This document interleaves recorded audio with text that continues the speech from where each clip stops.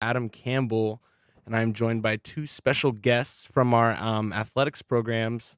Boys, would you mind introducing yourselves and where you guys play? Well, my name is Nico. I'm from Paris, France, and I'm a forward here at the University of Wright State. My name is Joe Quadio. I'm from London, England, and I'm also a forward here at Wright State, the men's soccer team. So it's Kouadio, Yeah, Quadio. dude. I literally when I was calling your first game, I was saying Kouadio, and everyone was like, "It's not Kouadio, it's Quadio," and I was like, Yeah, "Shoot, everyone just butchers it these days. man, oh man, I had it right all along, and they got me." Um, well, perfect. So first, let's start off. Nico, when did you come to the States from France? I came to the States in 2018, so I spent 2 years at a JUCO, transferred to a D1, Evansville, tore my ACL, and then had COVID season. Oh wow. And then from there, I played a little bit of the spring season, the COVID year. We didn't do too well. Didn't really like the team, so I got an option to play down in Vegas, which I did. I enjoyed my time there, and unfortunately, we had to switch coaches. So his contract was up in December. So that kind of like pretty much pushed me. Scoot the To mic closer to you a little bit. They can't hear you out there. Um, you at UNLV for one season? Yeah, for one season, I was gonna stay the second year, and then we kind of like lost our coaches, so we didn't renew his contract, which kind of sucked because I liked him a lot. And then you got a new coach. Uh, did the spring season? Spring season went alright. I'm a senior right now, but I'm a grad student right now, but I was a senior back then, and so this all the seniors pretty much end up leaving. So we were gonna be in the rebuilding program, and college soccer is difficult to actually have a shot at winning a championship. So I got myself on the portal pretty late, and luckily I'm here today. So Nice. What brought you to Wright State from UNLV? actually, Jake, the head coach, emailed me out of nowhere, so I actually spoke to him. I was talking to other teams, and just the phone call, pretty much the phone call. He told me that good quality players like Jordan right next to me. So actually, I actually bought into what he was saying. So this is why I'm here right now. Now there was another player on our roster here, Lynham, who Yes, played for UNLV. John. Did you guys play together there? Unfortunately, not the semester I transferred there. He left. Wow. He left, which Wow. was pretty funny. But we followed each other on Instagram from there, Yeah. and then we were exchanging from there. That's crazy how it all goes full circle, you know? And you never would imagine that. All right, next up, Joe. Tell me a little bit about yourself, man. I also came to America in 2018, I believe. I went to Valparaiso, D1 in Indiana. Was there for a year and a half, and then they cut the men's soccer program there, Wow. which was obviously a big blow to all my teammates there. But luckily, like, I had decent enough, I guess, contacts, stats, football CV to get me other opportunities to continue to play my D1 level. So yeah, and Jake reached out to me uh, through one of my old assistant coaches at Nike Academy, his best friend. He's also a college coach at Campbell. Yeah, so he introduced me to Jake, and then I just had a phone call with Jake, similar to Nico, and yeah, just like got on with him really well. Loved the vibe, what he wanted to do.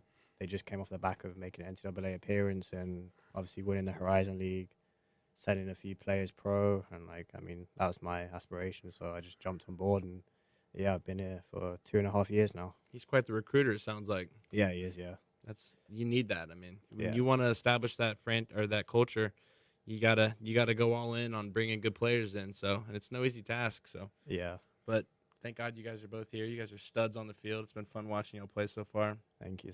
I want to hear a little more about each of your guys' transitions from France and England to the U.S. What was that like emotionally for you? Were you guys nervous leaving, your homeland to come here? What was that process like? I've never left the country, so For me, I've been quite fortunate. So my mum, she works for the British Embassy. So every 4 years we move country. So I'm always moving around, getting new sets of friends. And I went to boarding school from the age of 13. So I'm used to being away from home, being away from my usual friends, so on and so forth. So, me coming to America was just like the same as me and my family moving to another country. So it didn't really hit me too hard. The only thing that was obviously rough was just obviously all my best mates and that were back at home in England. Obviously I couldn't see them as much as I liked. But yeah, the hardest point was probably my freshman year because my freshman class was just me and another guy, just two people. And we were cooped up in the freshman dorms, and it was just kind of rough, really. Was he also from another country? Yeah, he was Italian, didn't speak a word of English. Wow. So it was tough at the get-go, but I mean, obviously he picks up English fast. And Yeah, so I mean, I noticed we have 7 international players on our team this year, correct? Yeah. So, what is that like? Trying to establish that culture and that brotherhood when some of you guys may not even speak the same native language. I mean, I enjoy it. It's fun. Like, if anything, I mean, the culture's already there. The only difference is really obviously is like what we're used to and what they're used to. Sure. But I mean, there's just a lot of banter really. Like they'll take the mick out of our accents or so on and so forth. Ask us like, oh, how do you say this in French or whatever? And yeah, it's fun really because we get to educate them, I guess, on the things they haven't experienced in their lives. Yeah, and same vice versa, I'm sure. Yeah. So did all of your immediate family come to the States with you then? No, I came by myself. Oh, wow. But my mum, she just got posted in Chicago, so she's there for another 2 more years. Then she goes back to England, Nice. so which is quite nice for me, I guess. Yeah, just a short drive. Yeah. Yeah. Nico, talk about your transition from France. You said you're My 18, yeah? yeah, my transition was pretty interesting. So on my end, like I came here by myself, pretty much. I had one uncle that lives here, actually down in Dallas, which I've never met before until I actually came here Wow. and never heard of, which is pretty funny. That's really cool. Yeah, it was like my mom's stepbrother. So yeah, I came by myself pretty much. The transition was pretty difficult because, like coming from Paris, like a city that like moves a lot, and my first school was actually in Iowa, which was pretty bad, like in a Oh, small man. town. Like Yeah. the transition for me was difficult. So I think the first week I remember calling my mom. I was like, man, I think I actually want to go home, just because the transition was difficult. Just experiencing like the bad. I wouldn't say the bad side of America, but not the most glamorous side of America, which was pretty hard for me. So the first year was pretty difficult. The second year went smooth, like a little bit better, because obviously I made friends and I told myself like I'm here for a reason, education, to play as well. So, I kind of like took some steps back, and then I was like, okay, I can do this. And if I do well enough, obviously transfer. I had other opportunities to transfer straight to a D1 team, but I wasn't as super good at school. So Yeah. my grades You went and me both. yeah, my grades weren't the best, and I had to take a SAT test. So I had to like, humble myself and go through I wouldn't say a harder path, but a different path. And today I'm happy. I'm better at school, and I'm happy on the field as well. That's awesome. I'm glad to hear that. So did you tear your ACL while you were in Iowa? No, actually, no, not in Iowa. So I came off two decent seasons. So I transferred to a D1. I spoke to a whole bunch of teams, and actually my first D1 game after 9 minutes, I tore my At UNLV. no, not at UNLV, at Evansville. Okay, I tore my Evansville. ACL. Gotcha. Wow. Tore my ACL, and wearing number 9, which is why I have a weird thing with number 9.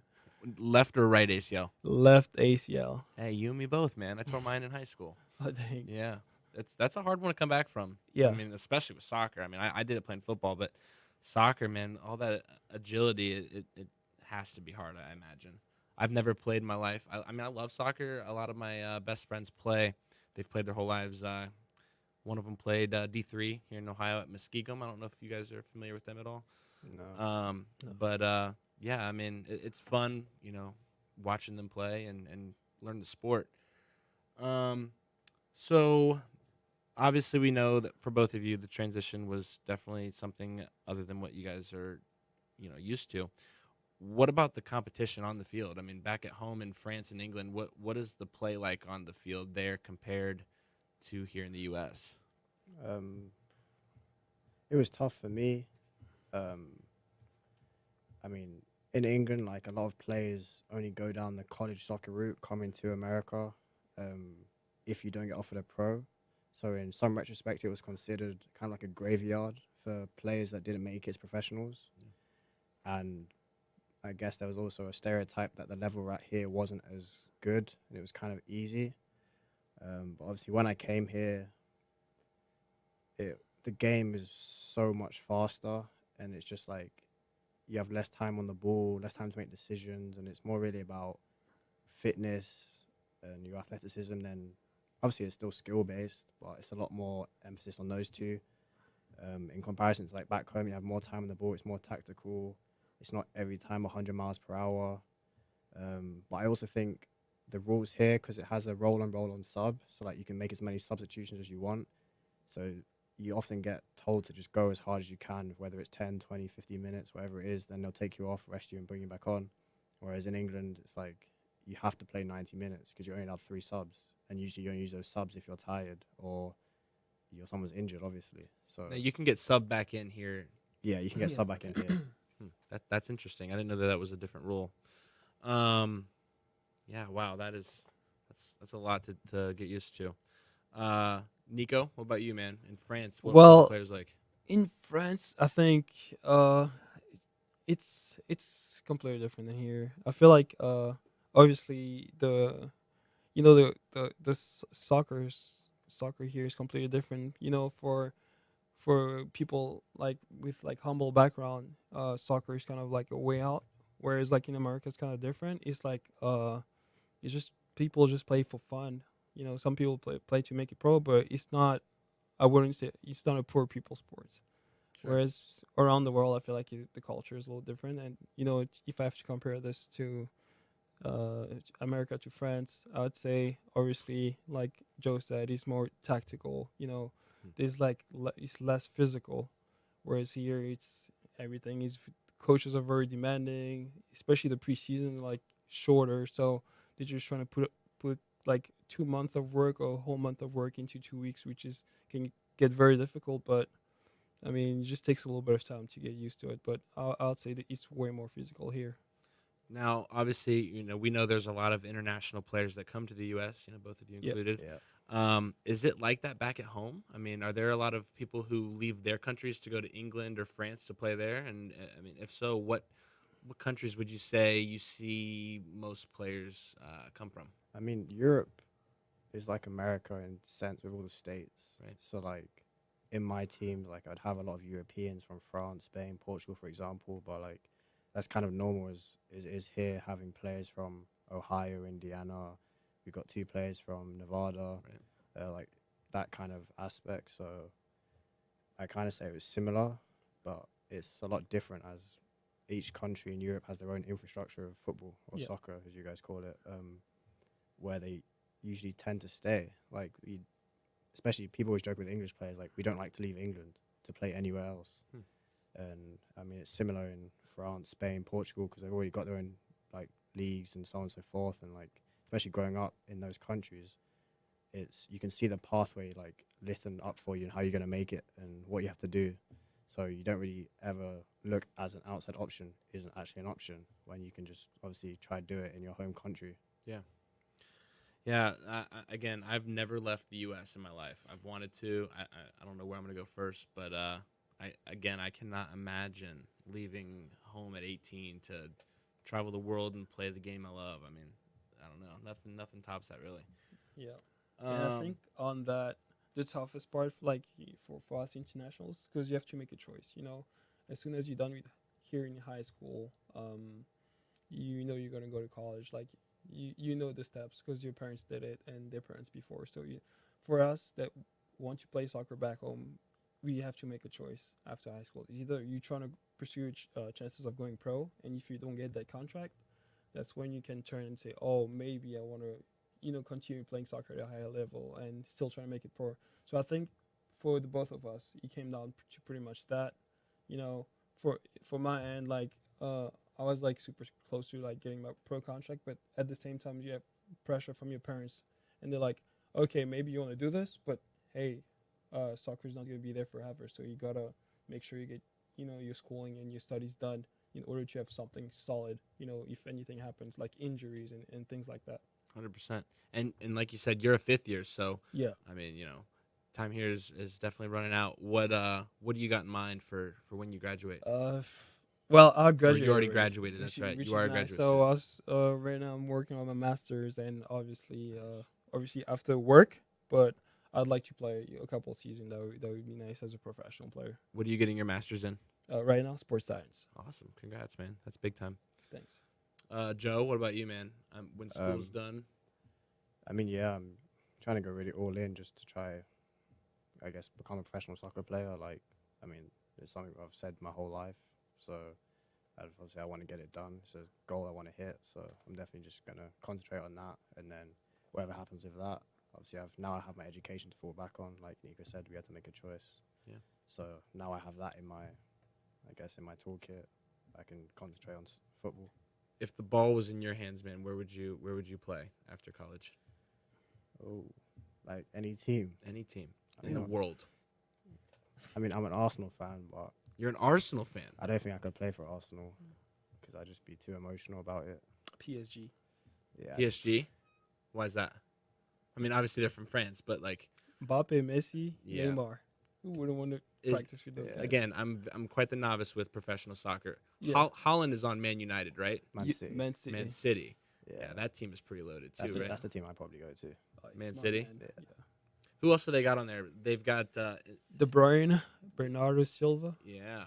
Phil Wow. Foden. They got loads of Phil players. Foden. Yeah. See, all my friends throw these names around left and right, and it always goes right over my head. But that's awesome.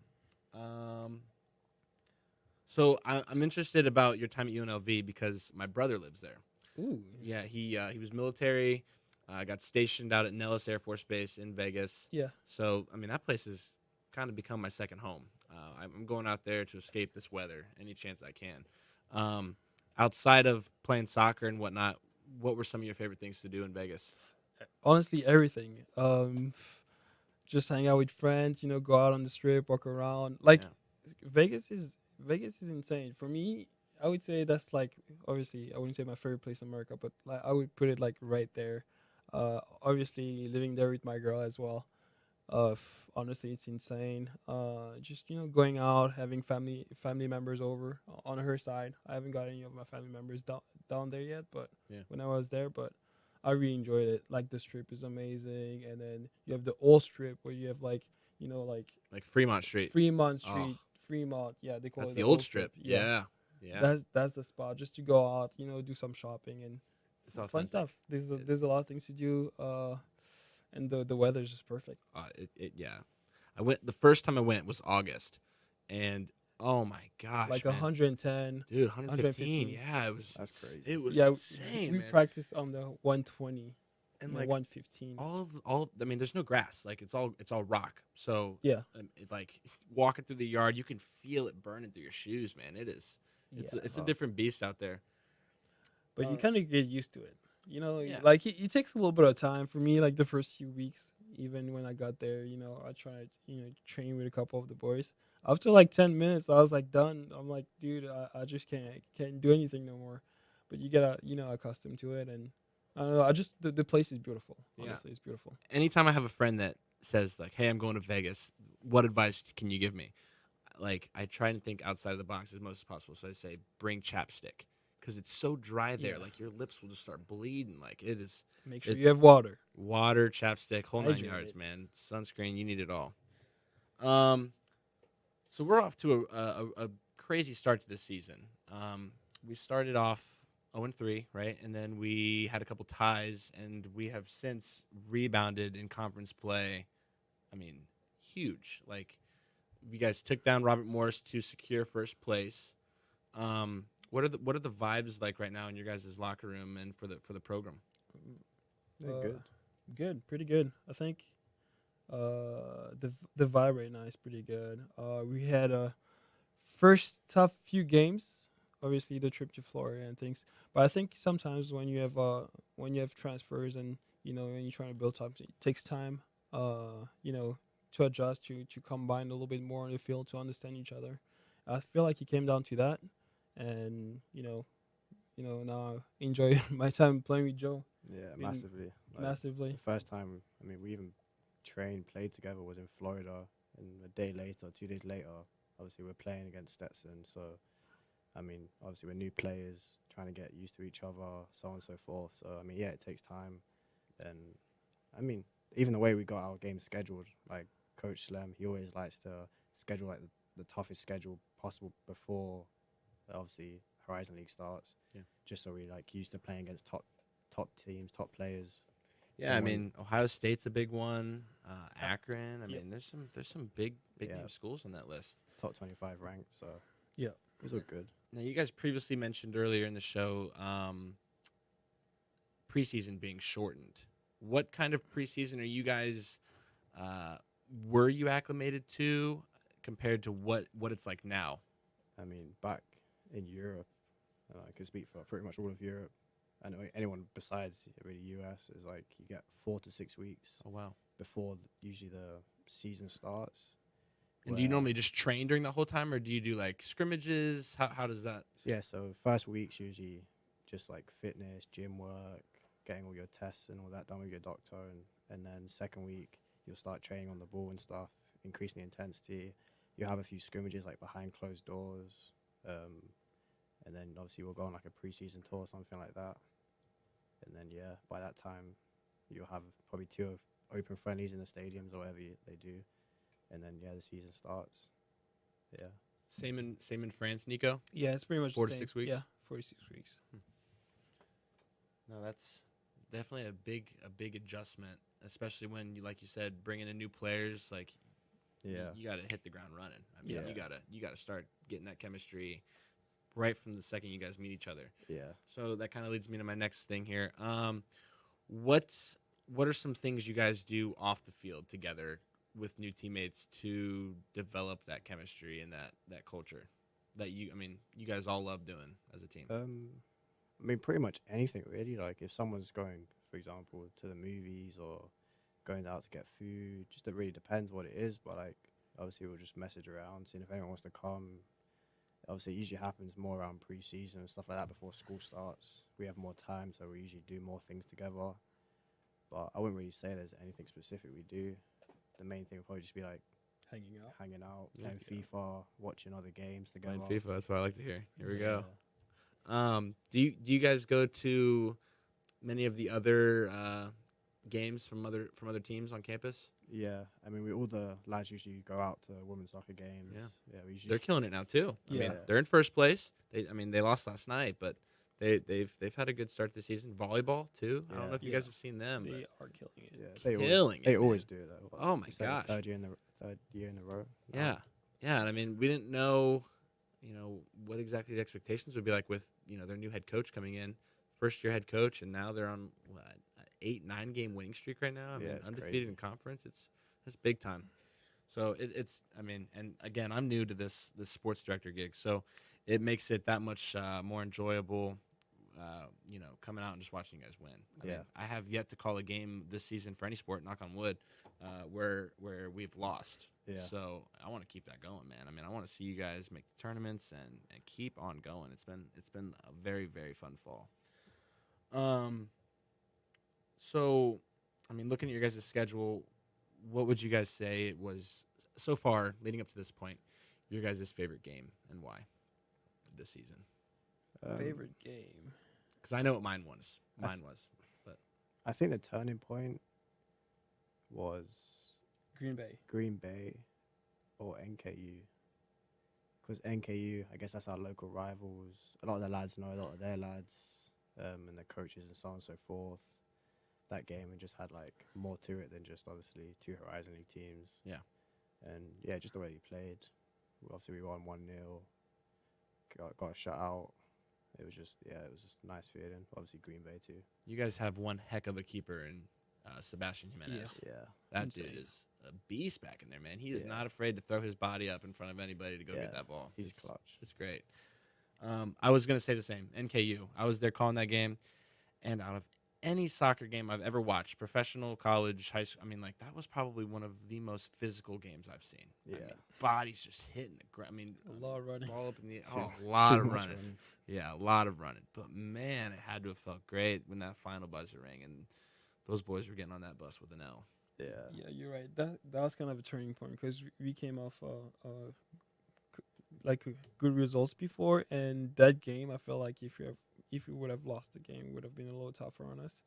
And the amount of work the boys put in that game, including myself, all the running, the defending, running for each other. One loses the ball, like nobody questions anything. Just they just dropped and defended. So the teamwork was definitely there. And then I think just from that game, we kind of like, implemented that into the games that follow, which helped us get good results. Yeah. Yeah, that Northern Kentucky game was definitely crucial going into it because, I mean, obviously you guys knew, win, great things ahead, lose, we need to hit the drawing board. So you guys went out and took care of business, and it was very fun to watch. Moving forward in the schedule, I mean, we got Purdue Fort Wayne tomorrow. What are some of these other games on our slate for the rest of this season that we're, I mean, obviously you take it one game at a time, but, hypothetically speaking, there's got to be a game in the back of your mind that you might be thinking like, that could be a good one. I got two. I mean, for me, every game obviously matters. Yeah. Joe's a dog out here. He's like, I'm going after everybody. Yeah, every game, but We have to. But, I mean, the big ones, obviously, we play Marshall. yeah.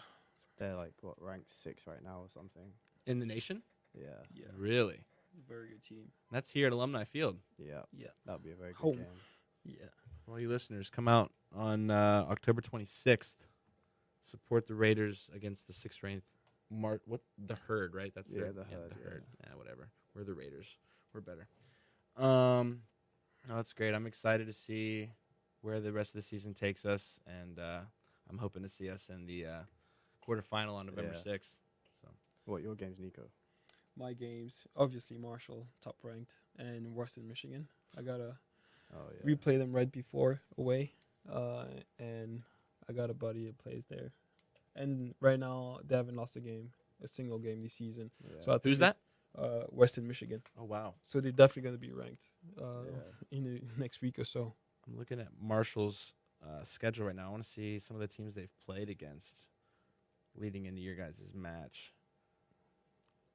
Honestly, Cleveland State too, because we have like very similar records in terms of in the Horizon League. So I don't know what it is about First them, and but they second. always hang in there with us in almost any sport. Like it makes Yeah. no sense. Yeah, they were losing to Purdue last week, and you're like, okay, this is very good for us. And then scored 3 goals in like scored 3 goals, and 20 minutes and won. they just won the game. So yeah, it's looking like Marshall took on second-ranked Pittsburgh. They took them down that 2-1. I mean, that's a good game. But Yeah, Pittsburgh's a good team as well. Yeah. Kentucky, they tied 6-6, Kentucky's or very number good 6, team. they tied 1-1 rather. What else do we got here? Yeah, those are their most reputable games thus far. So we mentioned supporting fellow athletes, so that leads us into the next little segment here. Yesterday was the right day to give here on campus for all of our athletic programs. Each of you kind of talk to me about what that day means for you, your team, and how you think you guys turned out. For me, I mean, I've been here 2.5 years. Obviously, during COVID, the university was a bit like struggling, especially the sports departments. Sure. So obviously, it was a day to give, a day to help out, so we can continue to, I guess, compete with the bigger schools, the schools that have like more benefits, more money, so on and so forth. But yeah, it's a nice day, I guess, for all the sports teams to help them out, really, whether it's gear, travel, an extra meal on the road, so on and so forth. So Now, I mean, do they have you guys doing anything in particular on that day? Like, do you have to go out and try and convince people, or how does that whole process work? it's just posting stuff on social media. The okay. coaches will reach out to some of the players to maybe do like a 10-second segment and post it on social media, stuff like that, really. But yeah, nothing to like in person asking people for money. Sure. Did Valpo or UNLV do anything similar to that? Yeah, I think they did, but I think last year, if I need to remember that, they obviously asked the players, but it wasn't close to what they did here, like posting stuff on social media and us having to repost it and things like that. I think there's a lot of wealthy people in Vegas, and the coaches at some point they need to like stay in contact with those people in order for them to donate. But we definitely did like, a couple of events, like go like charity events down in Vegas. That's about it. I don't know if we have some plans in the next couple of weeks, but I think we might have one or two. What Yeah. what about you, Joe? I didn't really do much of Alpa. I mean, it was a 4,000 students private school. I mean, they had good funding. The only thing we really did was I guess they do like a ID camp, summer camp for like kids, like the week before preseason starts or into preseason, and obviously they would pay for it, and all the players would basically run it. Obviously, not for for free, but the money would just go back to the program. Nice. So Besides a Right Day to Give, are there any other charities or initiatives that your guys' team is pursuing in this season? yeah, we do every year. We do this thing called Goals for the Boys. So each player has what is it, $15 or 20. $20 each that they have to like get people to sign off saying, oh, could be 5 people, could be however many people, as long as it Could be equals one $20. person. Yeah. And then at the end of the season, however many goals we've scored, obviously multiply it by the amount of dollars you've pledged for Goals for the Boys, and then they would donate that money to the men's soccer program. No wonder this guy's taking every game seriously. He's out here trying to Yeah. trying to bring all this Thank money to the program. That's Nico. Well, he's from Vegas. I mean, what do you expect? Exactly. Money talks. Money money talks. always talks, and FIFA skills. Yeah. As well. So I'm a media studies student. I'm doing a project on student athletes balancing academics, and so I've talked to multiple people on this. Some of which, have sustained an injury. Some of which have transferred schools. You two, on the other hand, are international students. So I haven't talked to anybody regarding that, and I would definitely love to hear your guys' insight on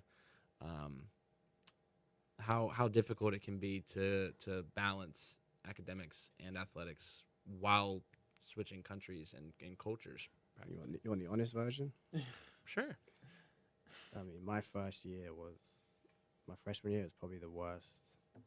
Because I've been in England, you finish high school at 16, and it's your, Really? Yeah. Then you can choose basically whether you want to go to another level of education, where you do A levels of BTEC, or you don't. You can do full-time football, whatever. So I did 1 year BTEC, and then I did 4 year of football. Then I had to go back to school for like 6 months to finish my BTEC. So I come to America. So I basically went from absolutely no school for almost 2 years, 2.5 years, to being a full-time student at university and having to play full-time soccer at the same time. So that was a real shock to my system. Like, I couldn't nap when I wanted to nap. I mean, I've been out of the school for so long, like having to pick up all the habits again of studying, time management, all that. Sure. That really, I had a rough year. What did you do to help get through it? I mean, honestly, like I say I got through it just because the people around me, like my girlfriend, for example, she helped me a lot, more or less, like just showing me how to schedule, how to do this, how to do that. Like, she'd sit down with me, making sure that I'm doing all my assignments, or I know when things are due and so on. Like, she got me into basically the gist of everything. So, yeah, that was probably the biggest reason why, I would say. Nico? Mine's similar, except I had the language barrier. Mm. You know, speak very fluently, though. I mean, I have now it got better. It's my 5th year, so things get a little bit better in 5 years. But you're well yeah, polished. from French to English, that was kind of like a little difficult for me. Processing, learning the language at the same time, having to perform on the field, because we obviously get scholarship to be able to help the program and perform well also on the field. So that transition for me was kind of difficult. My first semester was kind of rough. Second semester a little bit better, because obviously my English got better, and from there just pretty much improved. But that's where for me it was pretty difficult, the language barrier. Even with me, the language barrier was hard because, like, I mean, obviously I speak fluent English, but when it came to like writing and doing grammar and spelling, like, obviously traditional English is so much different in many ways to American English. So I had to change the way I'd spelt words my whole life, like color, mom, someone favorite, that sort of thing. Where like I'd write papers and I'd get marked down 5-10% because of my spelling, or like the way we do grammar is completely different as to like. So I almost had to relearn, kind of, and get new habits on how to actually write and do stuff like in an American way. Yeah, I'm a liberal arts student, so it's a requirement for me to take 4 semesters of a foreign language, and I'm currently in my 3rd semester of Spanish. And I gotta tell you, man, it is Dope. it is hard, man. Yeah. But it's fun. I'm wanting to be a sports broadcaster / reporter, so I would love to be able to just walk out onto a field and just start interviewing somebody in Spanish, like just spitting it left and right. But it's difficult, and I've heard. I mean, obviously, I wouldn't know this because, I grew up speaking American English, but I've heard that American English is probably the hardest language to learn out of any of them.